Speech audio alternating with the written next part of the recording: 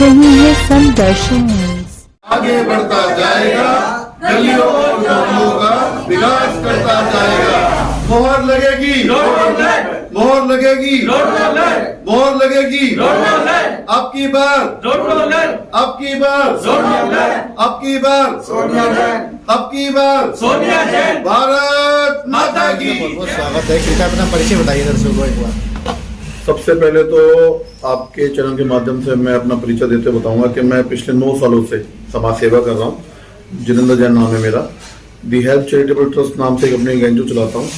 और अब केवल क्षेत्र की पिछले 10-15 सालों से जो हालत है एमसीडी में, जो जर्जर हालत है, उसको देखते हुए हम कई लोगों को जिता के लेके आए। और आज जब हम सब उनसे निरस्त हो चुके हैं, कुछ काम नहीं करेंगे, तो आज हम खुद निर्दलीय खड़े हैं कि क्षेत्र में आएंगे, सबसे अपनी विनती करेंगे, सबको बताएंगे और अपने जितने भी काम लोगों को चाहिए, जितने के लोगों को हम करके देंगे। लोगों के बीच जाके मुद्दा क्या रहेगा आपका? लोगों के बीच जाके मुद्दे की हमें जरूरत नहीं है, हमें पता है, क्योंकि हम खुद इसी क्षेत्र से हेलीकॉप्टर से आए हुए कैंडिडेट नहीं हम।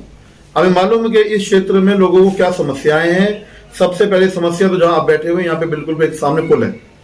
पिछले 12 सालों से ये पुल रुका हुआ है। क्या किसी भी सिस्टम के अधिकारी को ये समझ में आया या ये शर्म आई कि यहाँ पे 3-3 स्कूल एक साथ में लगते हैं? इन 3 स्कूलों में कितने बच्चे पढ़ते होंगे? ये बच्चे फाटक पार से भी आते हैं, वो इस साइड कैसे आते होंगे? अपनी जान पे खेल कर वो बच्चे यहाँ पहुंचते हैं, उनके अभिभावक उनको यहाँ लेने के लिए जान पे खेल के आते हैं। किसी को इस बात से कोई फर्क नहीं पड़ता। यहाँ पे जो पुल है, ये अगर ये बन गया होता तो ये यहाँ पे जितने भी दुकान भाई, हमारे व्यापारी भाई हैं, उन व्यापारी भाइयों के लिए ये एक अभिशाप बना हुआ है। या अभिशाप न बनकर ये इनके लिए, इनके जीने का एक अच्छा सहारा बनकर आता। लेकिन इस पुल के रुकने की वजह से इन सब के सारे काम ठप हो चुके हैं, बिल्कुल खत्म हो चुके हैं। इस बात को लेकर सिस्टम को कोई फर्क नहीं पड़ता। एमसीडी कहती है कि ना कोई खोखले प्रचार, ये उनका आपकी बार का नारा है। सर, प्रचार की बात छोड़िए, काम तो करिए। खोखले तो बाद देखेंगे। आपका सर ये 12 साल से जो पुल रुका हुआ है, 15 साल से आप एमसीडी में, इससे ज्यादा खोखले प्रचार और क्या बताएंगे आप? यहाँ पे टॉयलेट की समस्या सबसे बड़ी समस्या है जी। पिछले 5 सालों में खुद यहाँ के पार्षद को मैं जगह दिखा दिखा के लेके आया कि जी यहाँ पे टॉयलेट बन सकता है। उन्होंने मुझे बोला कि आप हमें जगह दें। यहाँ के व्यापारी भाई मेरे साथ बैठे हुए हैं, वो ये खुद बताएंगे कि जब भी निरीक्षण करने आते थे, वो ये कहते थे कि आप हमें टॉयलेट बताइए, टॉयलेट कहाँ पे है, मैं वहां पे आपको सुंदर से सुंदर टॉयलेट बना के दूंगा। सर 5-7 साल हो गए, टॉयलेट तो छोड़िए, कीट भी रखी नहीं गई। टॉयलेट के नाम पे मुझे 6 महीने तक बेवकूफ बनाया कि आपको बहुत सुंदर टॉयलेट देने वाले बना के यहाँ पे पार्क एरिया के अंदर ये होने वाला है। दर्शन भी नहीं, आज तक दर्शन भी नहीं दिए। यहाँ का पार्षद ऐसा है, वो दिखाई देंगे तो कहाँ दिखाई देंगे आपको? उन्हें रिबन कटवा लो कहीं पे, उन्हें केसी केक कटवा लो कहीं पे जाके, उन्हें फंक्शन में बुला लो। क्षेत्र की समस्या अगले 5 साल से वाइफ लोग के इधर एरिया में तो कम से कम उनके दर्शन नहीं हुए। पार्कों की आप हालत देख लीजिए जाके। पार्कों की हालत इतनी निंदनीय है कि मुझे बताते हुए शर्म आती है कि कोई भी आदमी, कोई भी बच्चा वहां पे घूमना तो पसंद नहीं करता। हम अभिभावक बात करते हैं कि बच्चों को से मोबाइल छुड़ाइए। सर, मोबाइल छुड़ाने के लिए छोटे बच्चों को कुछ प्रलोभन तो देना पड़ेगा। हम उनके हेल्थ की बात करते हैं, उनके लिए झूले लगे हुए होंगे पार्कों में, तो तभी तो वहां जाएंगे। लेकिन वहां पे एक झूला तो छोड़िए, अच्छे बेंच भी नहीं है, बेंचों की हालत इतनी बुरी है। जो इन्होंने शेल्टर हट बना के छोड़ रखी हैं, उन शेल्टर हट का हाल ये है कि वहां पे सारे के सारे असामाजिक तत्व जाके बैठते हैं। मैं एमसीडी से पूछना चाहता हूं, क्या यह शेल्टर हट असामाजिक तत्वों के बैठने के लिए बनाया गया था या बुजुर्गों और महिलाओं के लिए बैठने के लिए बनाया गया था? 5 सालों से कंप्लेंट करके थक गए, कोई सुनवाई नहीं, कोई बोलने वाला नहीं है। क्षेत्र में गलियों की हालत आप देख लीजिए, खत्तों की हालत आप देख लीजिए। मेरे वाइफ लोग में खत्ता है, जबकि मैं वार्ड 46 से लड़ रहा हूं, लेकिन मेरे लिए सब बराबर है। वहां पे बिल्कुल साथ में एमसीडी प्राइमरी का एक स्कूल लगता है। उस स्कूल के बिल्कुल ठीक पास में 50 मीटर की दूरी में खत्ता लगता है। छोटे छोटे मासूम बच्चे उस खत्ते के ऊपर से चलकर आते हैं। और हम बात करते हैं हाइजीन की, हम बात करते हैं उनकी सुरक्षा की, हम बात करते हैं उनकी सेफ्टी की। मेरे वार्ड 46 में कल मैंने निरीक्षण किया, कल मैं होके आया। स्थानीय निवासियों का कहना यह है कि भूतों वाली गली के ठीक सामने जितने भी बैटरी रिक्शा वाले हैं, इन्होंने इतना आतंक मचा रखा है कि कोई भी व्यक्ति उनके घर पे, उनका परिवार, उनका कोई जानने वाला उन्हें घर आना नहीं चाहता। उनसे कोई कुछ बोल दो तो गाली गलौज करते, लड़ाई झगड़े को उधर जाते हैं। इस तरह की अनेकों समस्याएं। गली गली में आवारा गायें घूम रही हैं, आवारा कुत्ते घूम रहे हैं, वो उन्हें काट ले, बैल बुजुर्गों को मार दे, कोई सुनने वाला नहीं, एमसीडी में कोई सुनवाई नहीं है। जितेंद्र जैन जी बात करें आपकी जो जितेंद्र जैन जी बात करें जिस तरीके से आप चुनाव में उतरे हैं, एनजीओ से लॉकडाउन की बात करें तो आपकी काफ़ी चर्चा हो रही थी इस वार्ड में। एनजीओ के तले आपने कितने काम करे, कुछ बताना चाहेंगे? देखिए, एनजीओ के थ्रू हम तो समाज सेवक हैं और जीत के आएंगे तब भी समाज सेवक ही रहेंगे। नेता नहीं बनना, हम लोगों को भाई बनना है, बेटा बनना है। एनजीओ के थ्रू हम लोगों ने काफ़ी काम किए। छोटे छोटे बच्चों के लिए स्कूल की ज़रूरत थी, झुग्गियों में हमने वो स्कूल खुलवाया। वहाँ पे धर्म के नाम पे भी बड़ी राजनीति होती है। मैं नाम नहीं लेना चाहता चैनल पे, क्योंकि मैं किसी के व्यक्तित्व में बात नहीं करता। मुझे शर्म आती है बोलते हुए कि जब ये 2016 में मैं स्कूल खोलने जा रहा था, मैं कुछ लोगों से मिलने गया, उनसे मैंने सहयोग मांगा कि आप मेरा साथ दीजिए कि हम छोटे छोटे बच्चों को पढ़ा लिखा सके ताकि हमारा भारत भी शिक्षित होने की तरफ बढ़ सके। उन्होंने मुझसे पूछा कि यहाँ पे दूसरे धर्म के बच्चे तो नहीं पढ़ते? क्या ये सवाल वाकई में पूछने लायक था? और वो अपने आप को नेता कहते हैं। इसके अलावा हम लोग हेल्थ पे काम करते हैं, जहाँ पे कि किसी व्यक्ति को भी अगर सेकंड ओपिनियन चाहिए हमसे हेल्थ को लेके तो हमसे ओपिनियन ले सकता है। किसी को किसी प्रकार की दवाइयों की जरूरत है तो उसको दवाइयों के लिए हेल्प करते हैं। समय समय पे हम अलग अलग प्रकार के हेल्थ कैंप लगाते रहते हैं। आंखों का कैंप हो गया, दांतों का कैंप हो गया, कैंसर रिलेटेड कुछ भी सारे हेल्थ कैंप हम लगाते हैं। किसी को रक्तदान करना है तो वो हमसे संपर्क कर सकता है। हम लोग रक्तदान, अगर किसी को रक्त की जरूरत है तो हम वो मुहैया कराते हैं।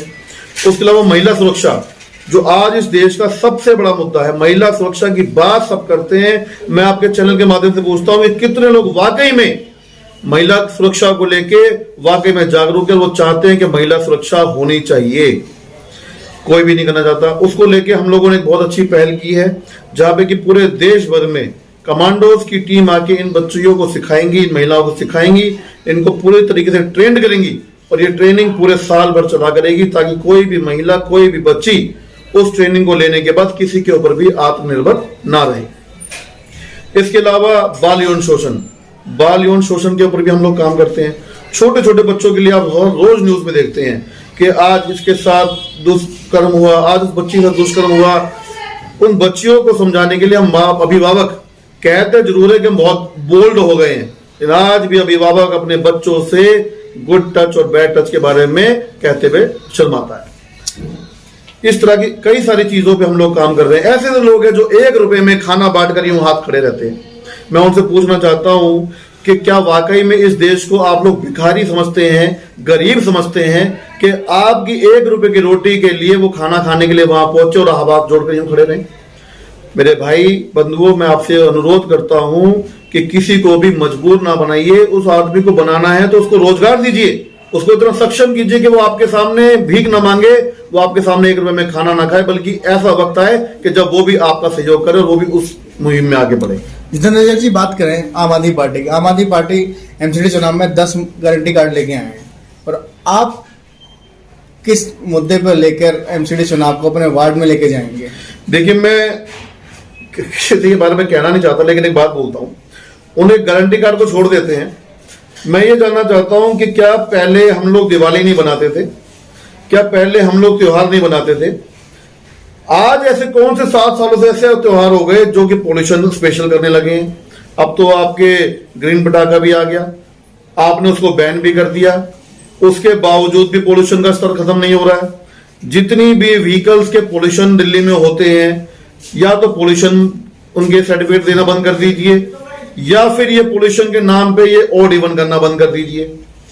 अगर वो गाड़ी पोल्यूशन फ्री नहीं है, वो पोल्यूशन कर रही है, तो उसको सर्टिफिकेट कैसे मिला? और अगर उसको सर्टिफिकेट मिला तो वो पोल्यूशन कैसे कर रही है? एक आदमी 2-2 लाख रुपए की, 10-10 लाख रुपए की गाड़ी खरीद के लेके आता है, आप पोल्यूशन के नाम पे उसकी गाड़ी को रोक देते हैं कि आप गाड़ी नहीं चलाएंगे, उसके हाथ में रेड लाइट में आप फूल थमा देते हैं। पहले आप पंजाब को गालियां देते फिरते थे कि पंजाब से पराली जलती है, पंजाब पे एक्शन होना चाहिए, पंजाब पे पेनल्टी लगनी चाहिए। सर, अब तो आपकी सरकार है पंजाब में, हर एक व्यक्ति खास रहा है। एक भी आप मुझे व्यक्ति बता दीजिए, 100 में से 99 तो पक्का खास रहे हैं, आपके बच्चे खास रहे हैं। जो सिगरेट पीता नहीं है वो भी 150 सिगरेट का धुआं अपने लंग्स में लेके बैठ रहा है। जो आदमी आप कहते हैं हम लोगों ने ये फ्री दिया, हमने वो फ्री दिया, सर जितना फ्री दिया तो उतना आपने उनके इलाज में लगवा दिया। आप कहते हैं हम कूड़े का ढेर हटाएंगे, हम कूड़े का पहाड़ हटाएंगे। सिर्फ चुनाव के टाइम पे आपको कूड़े के पहाड़ याद आए? पिछले 6-7 सालों में आपको कूड़े के पहाड़ याद नहीं आए? कहाँ लेके जाएंगे आप इन कूड़ों के पहाड़ों को? हमारी जो समस्याओं का जो समाधान है मैं उसके बारे में बात करता हूं। ये क्षेत्र का चुनाव है, किसी पॉलिटिकल पार्टी का चुनाव नहीं है। ये आम जनता जिस दिन समझ लेगी उनके क्षेत्र की समस्याएं खत्म हो जाएंगी। क्षेत्र के सुझाव के लिए, क्षेत्र की समस्याओं के लिए क्षेत्र का व्यक्ति होना चाहिए।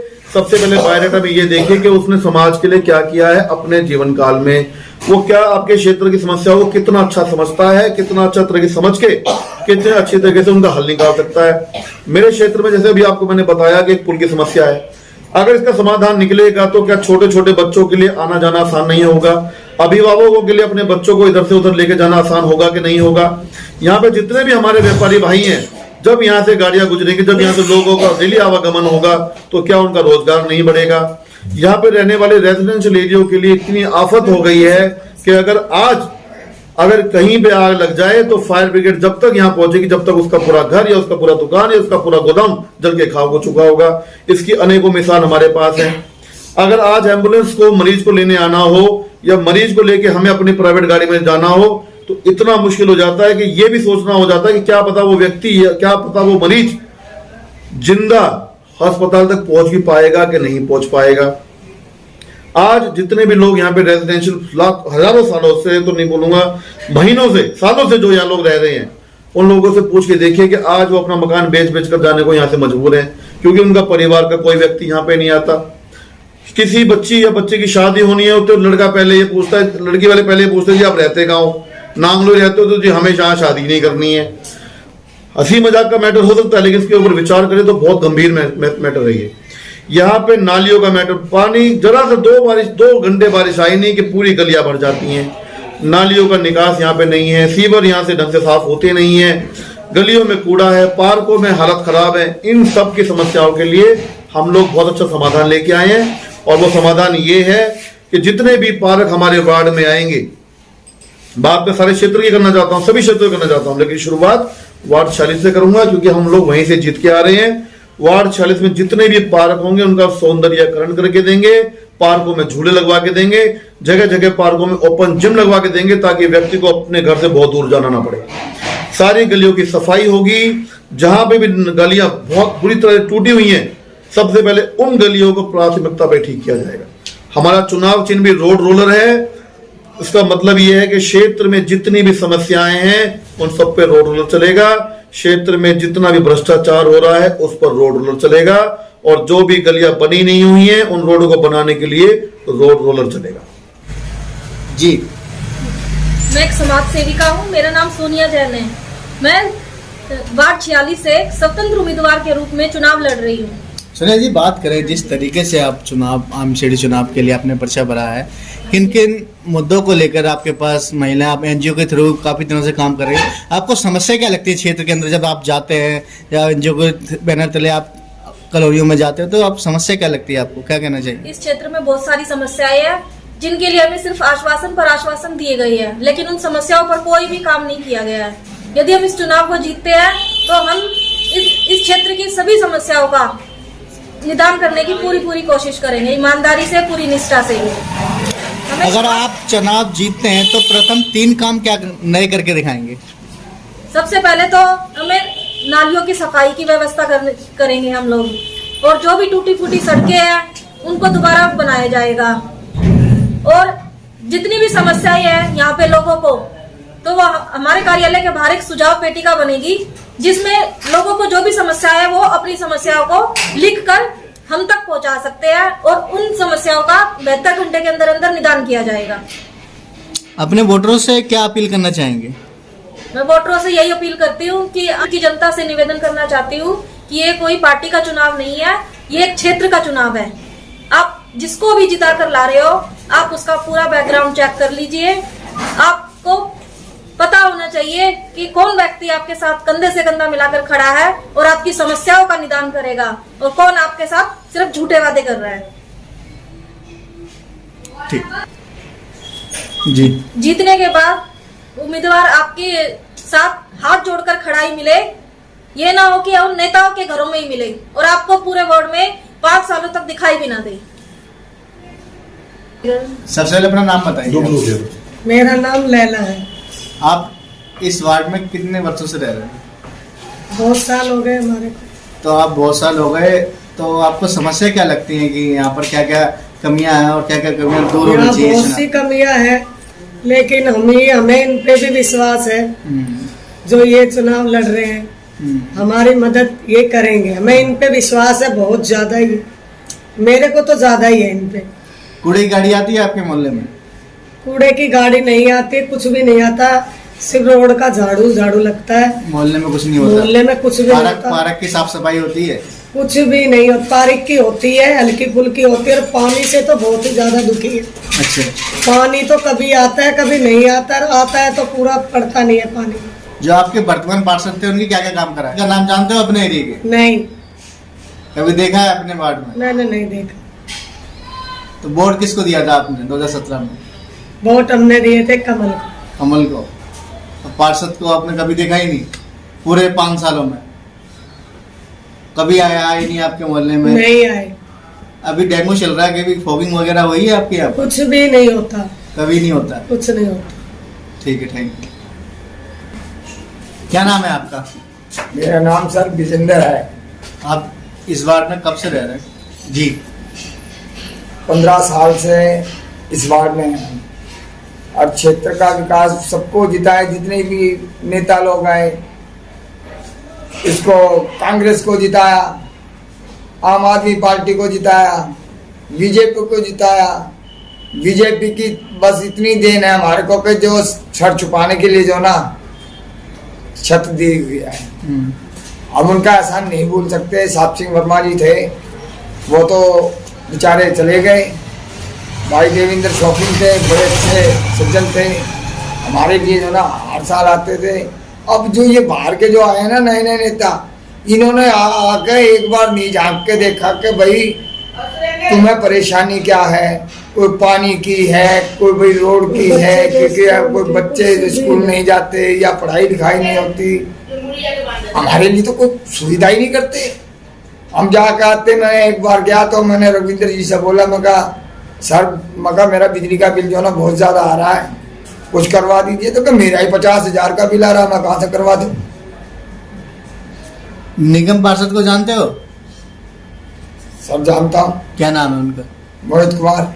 आपके वार्ड में कितनी बार आए हैं आपसे मिलने? एक बार शक्ल दिखाने के लिए नहीं गया, हम गए रेडी पटरी के लिए जो ना, जैसे भाई तय बाजारी लगती है, हमने कहा कि मोहित कुमार जी थोड़ा सा हमारा ये करो, 1 महीना हो गया हमारे बच्चे भूखे बैठे हैं, कोई भी जो ना हमारे लिए जो ना मदद नहीं कर रहा, आप भी मदद कर लो, हमारी ये जो ना पटरी पे दुकानें लग जाएगी तो बच्चे जो ना 2 वक्त की रोटी खा लेंगे।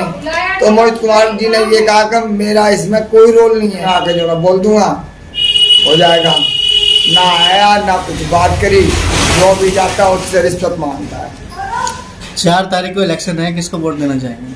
हम सोनिया जैन। बिल्कुल। चुनावी चिन्ह क्या है इनका? बहुत बहुमत से जिता के लाएंगे। चुनावी चिन्ह क्या है इनका? बोलना बड़ा भारी है। रोड रोला वो है, बड़ा हैवी है। कांग्रेस आई, कुछ नहीं करा, आते हैं एक बार दोबारा परत के नहीं देखते। अब ये केंद्रीवाल आया, इसके भी बस की कुछ नहीं, बस दुनिया को ठगना, पानी फ्री कर दूंगा, लाइट फ्री कर दूंगा, करना धरना कुछ है नहीं, आज तक कोई आया नहीं। तीसरी बीजेपी आई, पहले कर रही थी, ये भी थोड़ा बहुत करा, फिर अब ये भी थोड़ा। बीजेपी ने क्या करा? थोड़ा बहुत करवाया इन्होंने। क्या करा बीजेपी? इन्होंने इनका नाम भाई साहब का जो मैं जो जितेंद्र ने ये करवाया, ये पार्क सुधारी, ये जो सामने पार्क है घर के साथ पार्क को सुधारी, थोड़ा MCDL को कह के जो काम नहीं होते थे इसने करवाए, वो खत्ता थोड़ा साफ करवाया, कई काम इसने साथ जाके मिलके करवाया। कोई चोरी हो जाती थी तो वहीं थाने चला जाता था, पुलिस वालों को साथ ले आता था, कैमरे में चेक कर, ये कर वो कर, ये सही करते हैं काम। अच्छा, इन्हीं को जीतना चाहिए, रोलर पे मोहर लगनी चाहिए। क्षेत्रीय समस्याओं के साथ साथ में हम लोगों को सभी धर्मों के बारे में भी सोचना बहुत जरूरी है। MCD में अगर ऐसे कोई कार्य आते हैं जिसमें कि हम लोग उनकी मदद कर सकते हैं तो वो हमें करनी चाहिए। पिछले 15 सालों से हमारे पूर्वांचली भाइयों का जो मेन त्योहार है जिसे कहते हैं छठ मैया पूजा, उसके लिए काफी लंबे समय से वो एक छठ मैया घाट मांग रहे हैं। उनको वो छठ मैया घाट नहीं दिया जा रहा। पिछले 5 सालों से हमारे क्षेत्र के पार्षद जी ने हर बार छठ पूजा पे आकर उनको आश्वासन दिया कि आपके लिए सुंदर से सुंदर छठ घाट आपको अगली बार बना के दूंगा। अगली बार फिर वही, उसके बाद अगली बार वही फिर से।